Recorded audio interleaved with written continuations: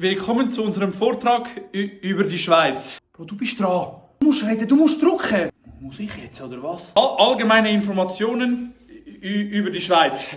Wie ihr sehen könnt, ist die Fläche 41.285 Quadratkilometer groß. Ist schon groß, hä? Ist viel. Mach du jetzt, Bro. Wir haben gesagt, wir machen abwechslungsweise. Wie ihr hier seht, wir haben nur noch alte Bilder gefunden. Wir haben uns wirklich Mühe gegeben, aktuelle Fotos zu finden. Leider haben wir nichts anderes gefunden. Die Schweiz hat 26 Kantone. Wie ihr sehen könnt, die sind alle hier. 26.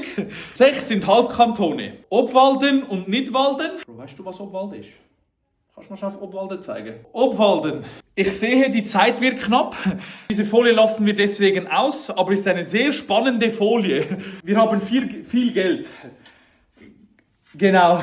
Schoki haben wir auch noch. Mach jetzt du das Ende, ich habe jetzt mega viel geredet. Das war jetzt unsere PowerPoint-Präsentation über die Schweiz. Falls ihr noch Fragen habt, bitte jetzt melden. Jan, jetzt nimm deine Hand runter. Gut, ich sehe keine Fragen. Oh nein.